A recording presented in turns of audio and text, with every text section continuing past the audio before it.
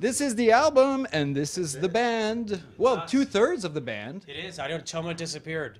I don't know where he went. He has a cold, so maybe he ran to get some tissue paper or a diaper or something. That's not good. Do you often lose members to colds? Yes. And yeah? It's very common. It happens. It strikes one person, and then it goes like dominoes. My assistant Shayla got sick, and then I got sick. Then Shannon got sick. Then Tomo got sick. Especially on the bus. Yeah. That's when it You're on really the bus. happened. Yeah, you That's can't avoid bad. it. Confined spaces, but you've been Secular. playing, but you've been playing wide open spaces almost all summer. You did this like huge festival tour in Europe, and I'm guessing a festival setting, some bands don't come across well, during festivals, but you're like tailor-made for festivals. I'm guessing you relish that, having to win over the crowd also. It's great. No, we haven't really felt like we've had to win over the crowd in recent years. We have so much support. We've played a lot of these festivals so many times. So it kind of feels like coming home in a way, and we're seeing familiar faces, and that makes it really special. It's great to share the stage with other bands and play in front of people who normally we wouldn't play in front of. So I think that's really fun. But we had the tour of a lifetime this summer, and it was really wonderful. We made a music video called Do or Die. That was really a documentary about our summer on the road. It's funny because a lot of people have been asking ever since the album came out how this album, which has a lot more electronic sounds than the previous ones, how does it translate live? And you're saying this is the best touring that we've ever had, and so I'm guessing it does come across really well. Yeah, I think one of the reasons we've been having such a great time on the road is because of the new songs. I think that they provide some dynamic on stage that was missing before. I think that they give us a depth to the live set that's really was needed. Really? That's interesting because I always thought of you, because you're a very live band. The stage is a very important part of what you do. And that comes across in the writing. It seems that you actually write songs that are, for lack of a better word, anthemic, because the crowd sings it back to them, to you. So do you think of the crowd when you write songs? I do. I think not so much really the crowd. I think about being on stage and what it's like to share the music. I mean, almost in a way, I suppose if you're a sculptor, you're thinking about how the piece may fit into the world, right? Or to the space that it may be shared in. And when I'm writing songs, I think about communication. So I think that also helps a lot. This album, Love, Lust, Faith, and Dreams, is a really different record for us. It's not just a rock record. It's much broader and expansive than that, and we're really proud of it. I think it's a very different direction for 30 Seconds to Mars, and we've gotten a great response from it. One thing that hasn't changed is that you tackle big themes. You just mentioned the title of the album: Love, Lust, Faith, and Dreams. That's big. So what was the idea behind that? And did it guide the theme of the album, or is it something that you tack on at the end? You said, oh, that might sound good as a title. No, it certainly guided the process. Love, Lust, Faith, and Dreams to me are the 4 human equivalents to Earth, Wind, Water, Fire. They're the 4 elements that you really can't live without. And, every single song connects to one of those themes or more. And, in that way, it's a very conceptual record. And I like working in a way that kind of gives me a greater understanding of the material. And certainly you don't discover that when you're in the middle of the process. But I don't know, this is a new beginning for us. It feels like a fresh start. How much of it is conscious and debated before you go into the writing and recording process? Do you guys sit down and start talking about the big lines of what's going to happen on the record, or you just play it out? The writing never stops until the last note is recorded. So there's always a conversation. There's always moving of parts and seeing what works best. So it's an ongoing conversation. And how much, before going in, how much did you know about what was going to come out of that? I think you have a general idea. You have a blueprint. But once you start building, like Shannon said, you listen, you adapt according to what happens. Because, you know, the greatest thing that happens are mistakes, accidents. They sometimes leave wonderful marks on the project. And, you know, you take that information and you learn from it. But I'm excited. You know, this album really got me excited to make another album. That's what was really interesting about the process this time. I thought, oh, wow, this is, you know, there's so many limitless possibilities out there, so many avenues to explore. It really got me excited about music. What's your favorite mistake on this record, since mistakes are sometimes where the light gets in? I mean, it's a great question, and there are lots of mistakes. You know, it could be a vocal that wasn't perfect, you know, a guitar that you know, made a funny noise. And, you know, on our last album, we had the sound of someone washing the dishes in the background of a song that was really soft and quiet. And when we were recording the piano, you could hear the dishes in the background. And you can't really tell what it is, but it provided some kind of something domestic, something tangible and real. So those things happen quite a bit all over the place. When, you know, you're a very multifaceted band, and we were thinking about the audience and about how you communicate with people, and you communicate through music, obviously, but through visuals also. The visual aspect of this band has always been crucial. You spend a lot of time and money on your videos. So they're still very important for you in this age of YouTube, when MTV hasn't played, you know, videos in forever. How big a part is it? You know, not a percentage, but, you know, it seems to be a very essential element of this band, the visual aspect. Incredibly important. I mean, it's a 360-degree experience. It doesn't just stop at an album or a song. You know, a song isn't finished until it has some kind of visual representation in my mind.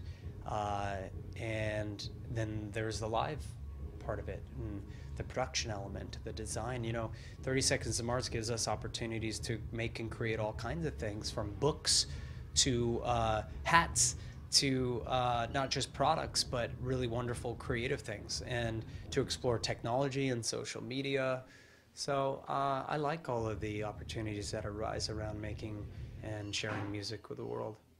You like them so much that you're involved in every single aspect of this band, you know, from the artwork to the photos to the videos, obviously, that you direct.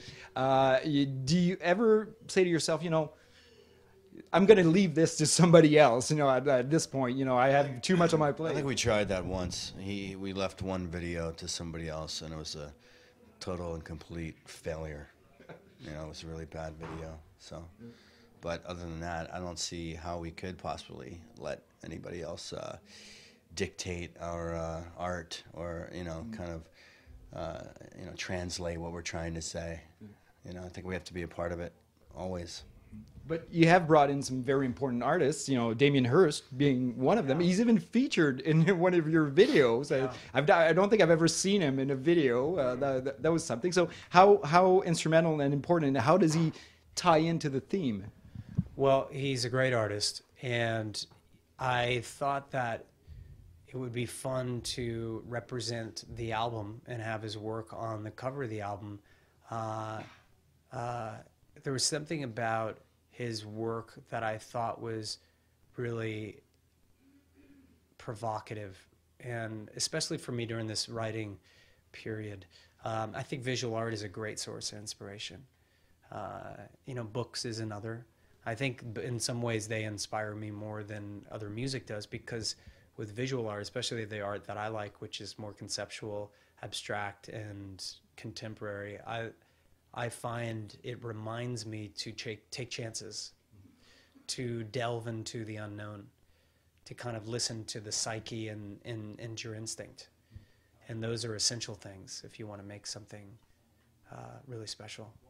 Well, speaking of which, some of your earlier videos had maybe more of a narrative to them, and the latest ones are more about like the visual impact, you know, the nice images like strung together, not necessarily bound together by a story, you know. Has your songwriting also evolved towards that? I think in some ways, yeah, you let go of the need to always have things make sense, and I think that's important. I think things can be impressionistic and not always have to be rational. You know, you're getting such an arty interview, aren't you? This is my, because I'm really into art also, so it's a little Maybe we should serious. talk about like twerking or Yeah. or What do you think? Do you twerk, Jared? Do you twerk? Clapping or You don't have enough booty to clap that booty. oh, honey, if you only knew. Let me tell you something. I'm clapping right now. You just need to listen It's close. very, very discreet because Yes. it's tiny booty. It's a golf clap. It's a golf clap. Golf booty clap. I think we've come up with something new. So you were saying we should be a little less serious, but this is serious business, this band. And that's the one thing that's always struck me about you. A lot of people consider you grandiose even, and that's not such a nice word, but everything you do seems like it's the most important thing in the world. Is that how you feel about everything you do? Well, I'd rather be called grandiose than mediocre. And, I think it's, there's no crime in reaching. And I don't think ambition is a dirty word. I think that, everyone should. I don't think it's a bad thing to consider what's in front of you to be the most important thing, even if it's the interview, and to really think about the question and to answer it rather than giving some mechanical response. And I am that way with most everything I do. I'm directing a new video right now for City of Angels. We're actually in the editing process.